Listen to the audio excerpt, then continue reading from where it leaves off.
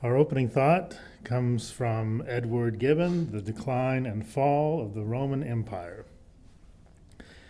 The various modes of worship which prevailed in the Roman world were all considered by the people as equally true, by the philosopher as equally false, and by the magistrate as equally useful. Our next reading comes from George Orwell, Keep the Aspidistra Flying.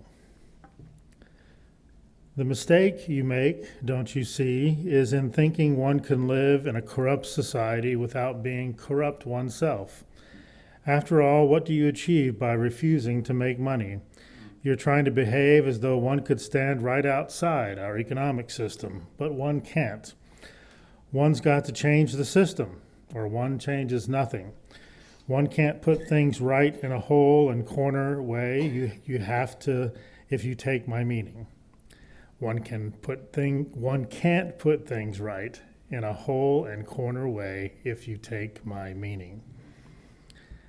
Our next reading comes from what is not a usual source of inspiration, the 2025 Corruption Perceptions Index.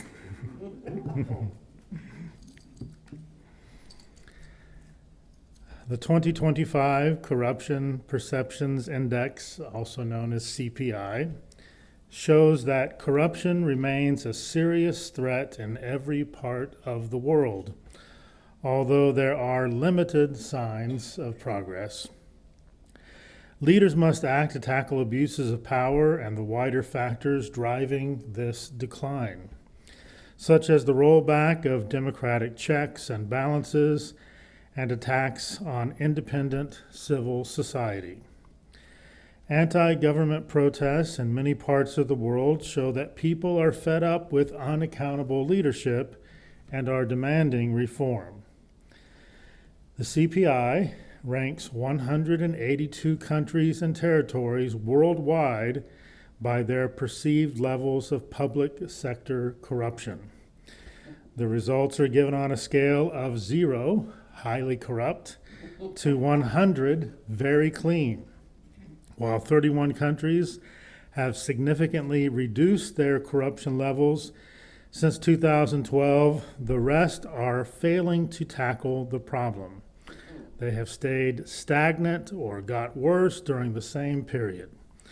The global average has fallen to a new low of 42. While more than 2/3 of countries score below 50, and people are paying the price, as corruption leads to underfunded hospitals, unbuilt flood defenses, and blights the hopes and dreams of young people. One of the greatest dangers facing humanity today is the existence of systemic corruption and the serious breakdown that it creates within the human community and also eventually the ecological community. There are really vast networks and global systems of corruption that are currently posing an existential threat to any kind of sustainable path forward that enhances the well-being of all persons. The Transparency International Corruption Perception Index has been following that now for a number of years, and it didn't mention in that quote that I read from, but the United States has been falling in the Corruption Perceptions Index precipitously over the past 10 years, 12 years or so especially.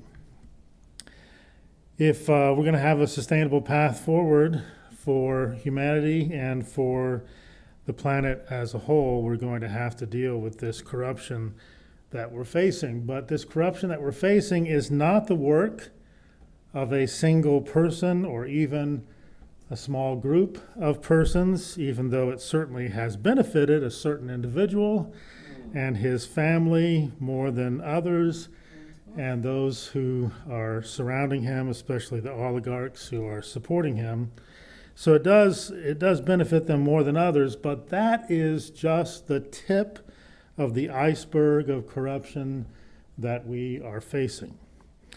This corruption is rather the coordinated work.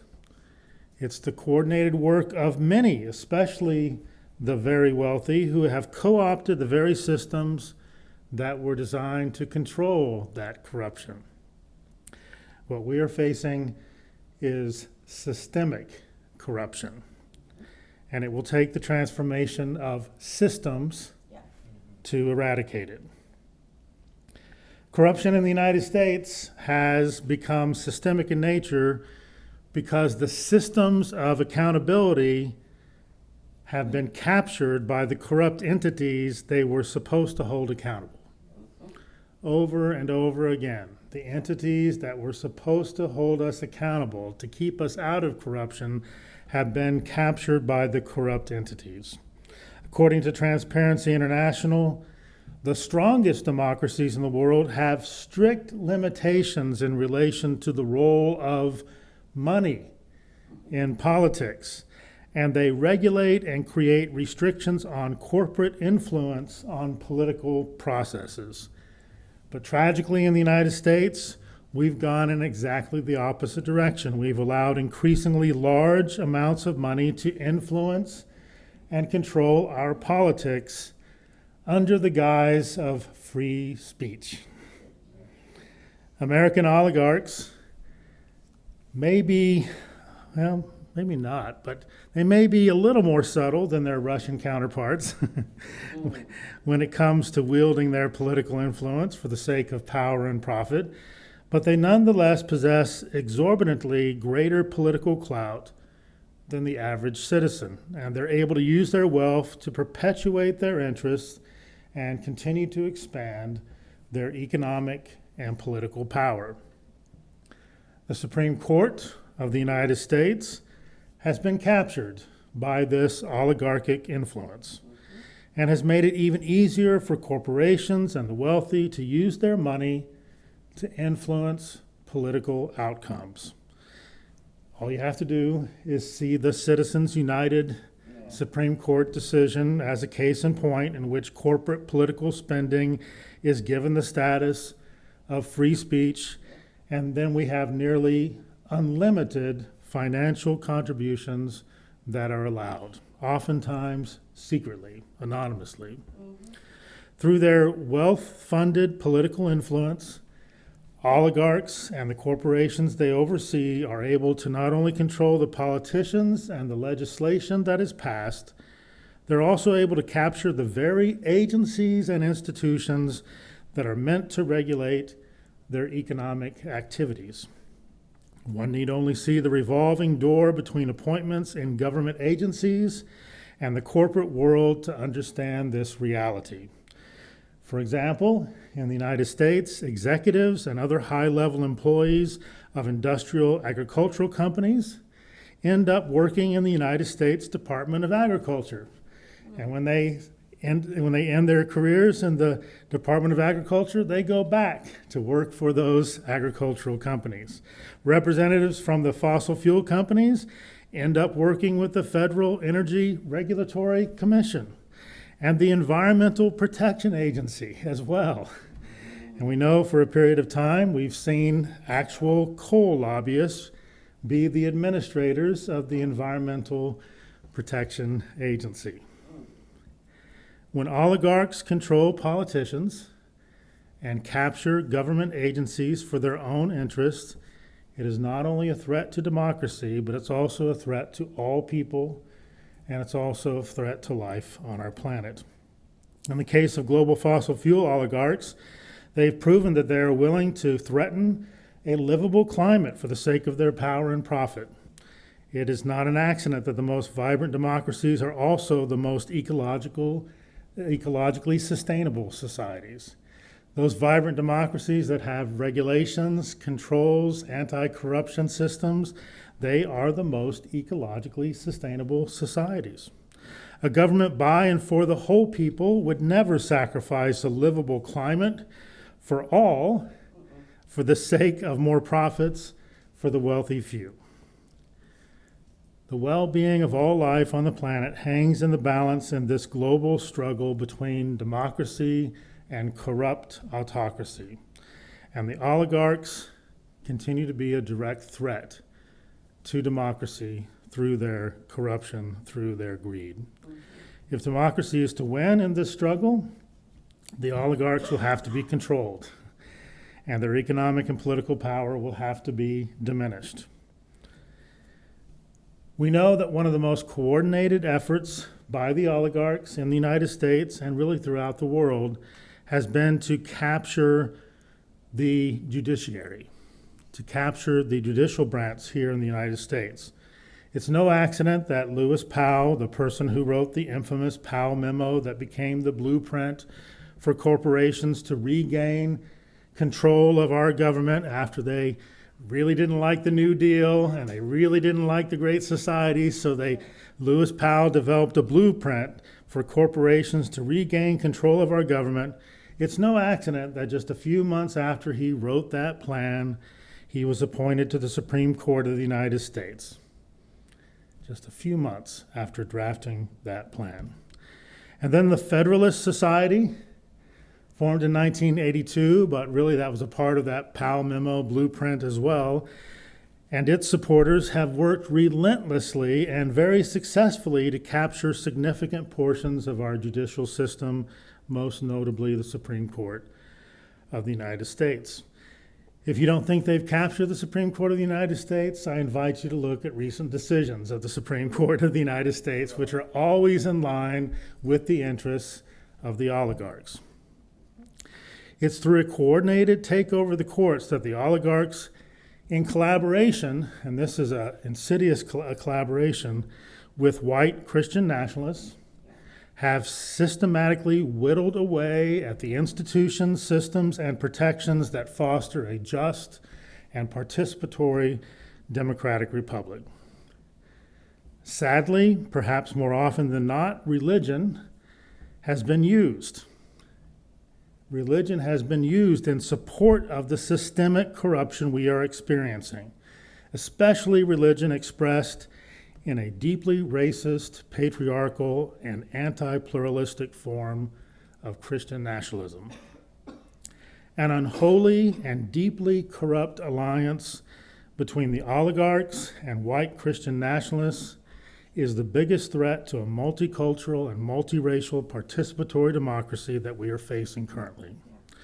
And given that this alliance has placed profits and power over people and the planet, it has become an existential threat to all life on Earth. The systemic corruption we face is a result of a coordinated and sustained effort over many, many decades.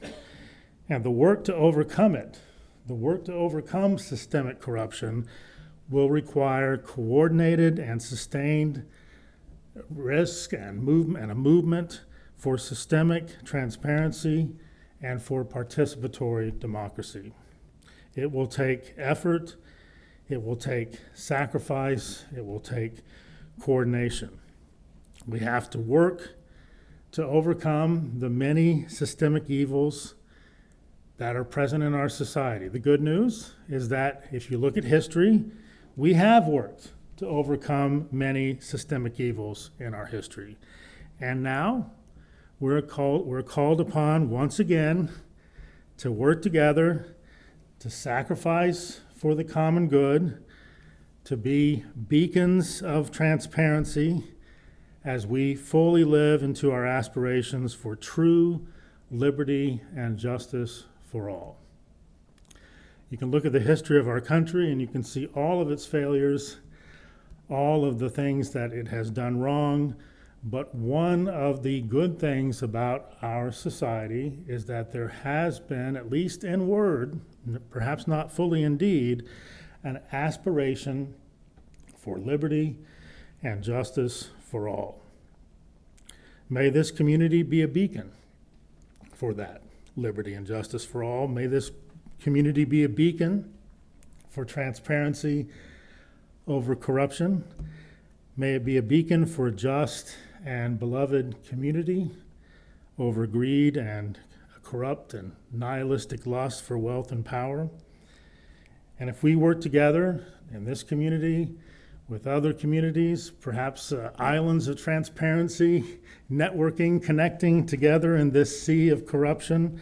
If we work together as relentlessly for freedom and justice as the oligarchs have worked together to corrupt the systems of our society, if we do that, then deep in my heart, I still believe that someday we shall overcome. This will probably be the last time you get a benediction from the 2025 Corruption Perceptions Index, too. But here it is. At a time of climate crisis, instability, and polarization, the world needs accountable leaders and independent institutions to protect the public interest more than ever. Yet too often, they are falling short. We're calling on governments and leaders to act with integrity and to live up to their responsibilities to provide a better future for their citizens.